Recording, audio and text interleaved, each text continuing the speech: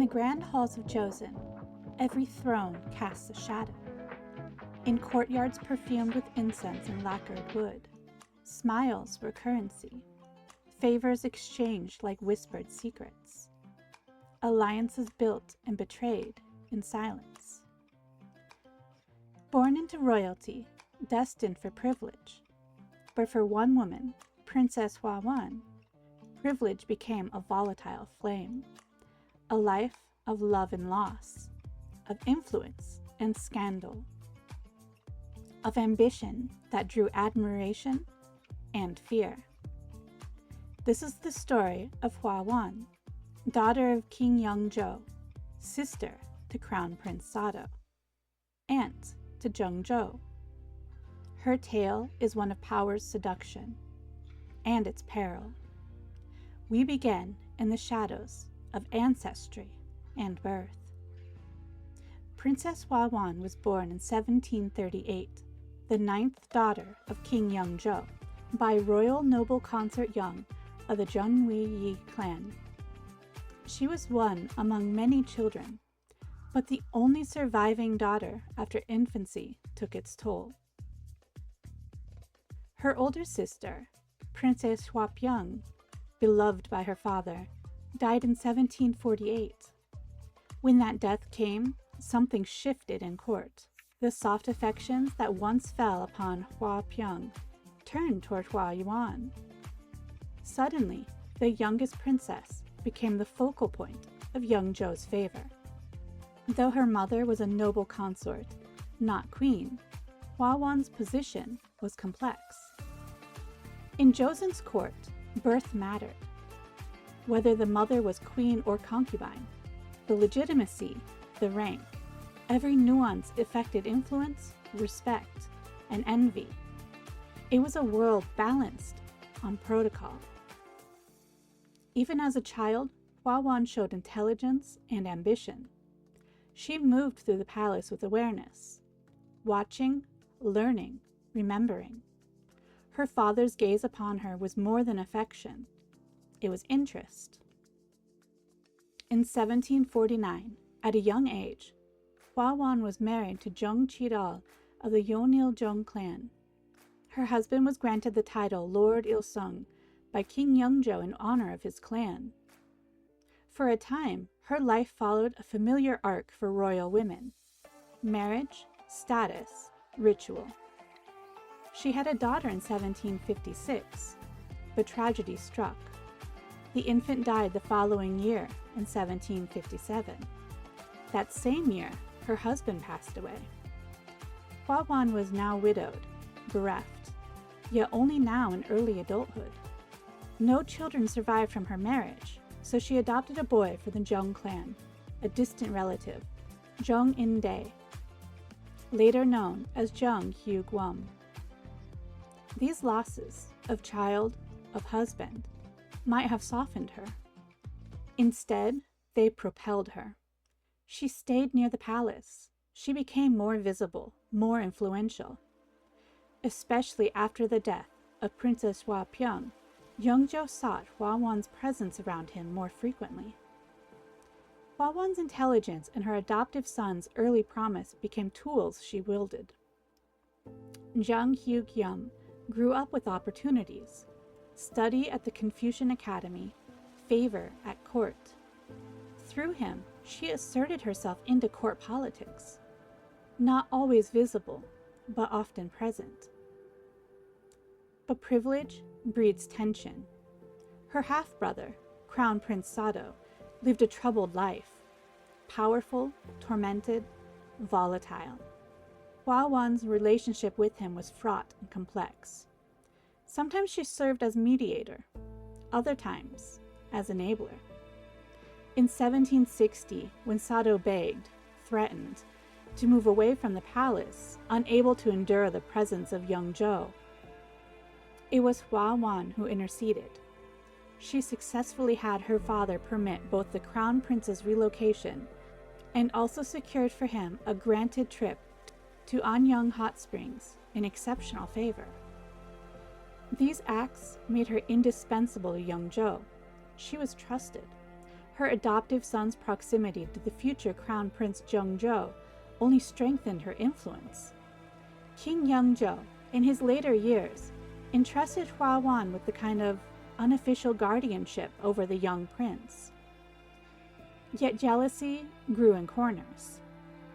Other courtiers whispered that Hwawan sought more than favor, that she sought power, that she tried to distance Jeongjo from his mother, Lady Hwawan, that she used her influence to shift alliances, that Jeonghyuk, her adopted son, acted in political factions not merely as a subordinate, but as a player.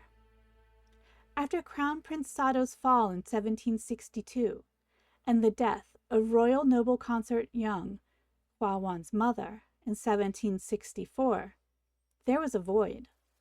The court's political winds shifted violently. Hwawan was left to navigate between loyalty to her father, protective instincts toward Jeongjo, and her own survival. Some records say that she opposed or tried to delay Jeongjo's enthronement, using her network, her relationships, her adopted son's factional power. Whether for ambition or for conviction, this put her at odds with others close to the throne. In 1776, King Yeongjo died. Jeongjo ascended to the throne. Hwawan, who had grown up as his aunt, had been a protector and a powerful presence in his youth. But now, the game changed.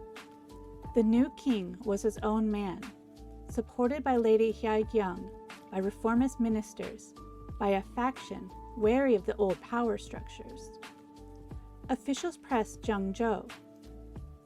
Was it right for a princess to have so much political influence? Was Hwawan a source of factional instability? Some called for punishment, others pleaded mercy, remembering her as Yeongjo's cherished daughter. In 1778, Hwawan was stripped of her title as princess. She was demoted, reduced to commoner status. She lost not only her title, but power. Her adoptive son, Jeonghyuk, was exiled. Eventually he died in 1777, poisoned. His downfall sealed hers. For a time, exile to an island was proposed. Instead, she was sent from the capital, then permitted to settle in Paju by 1784. She lived her remaining years removed from court intrigues, though shadows of her past influence lingered.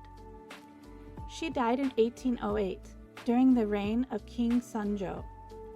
Hwawan's life spanned the reigns of kings, the rise and fall of factions, and the volatile expectations placed on women in power. What then do we make of Princess Hwawan? Was she villainous? A schemer? Or was she a woman trying to claim agency in a system built to limit her? Some historians see her as dangerous, that her pursuit of influence disrupted the moral order, that she stoked factionalism, that she forced ministers into opposition.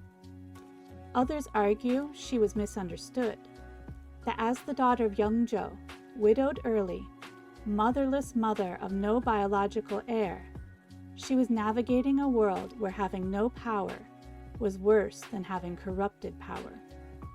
That her adoption of Jeonghyuk, her maneuvering, her alliances, were not unusual for her rank, but perhaps exceptional in visibility.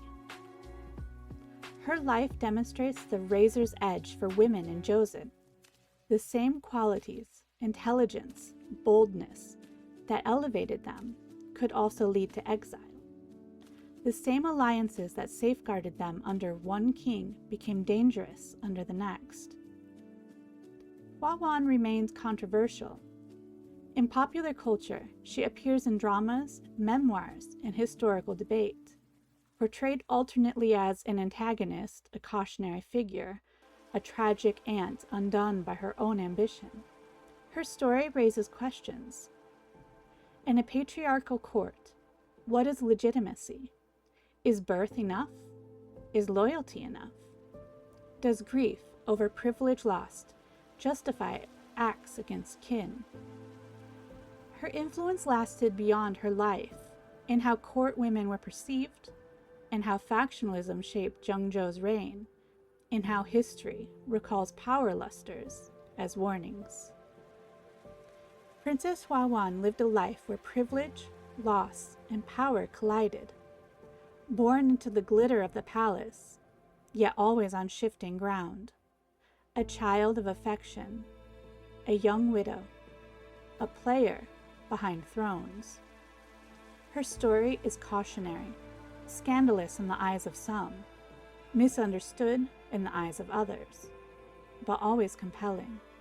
She reminds us that in the corridors of power, every closeness to the throne brings risk, that favor from one king can become liability under the next, that adopting an heir may be as dangerous as having birthright. And as we reflect on Hwawan, we must also reflect on ourselves. How do we judge ambition? Do we dismiss it when it belongs to women? Do we call scandal what is just survival? If tonight's story into scandal, influence, family, and consequence stirred you, like, subscribe, and comment on this episode of Court of the Crane.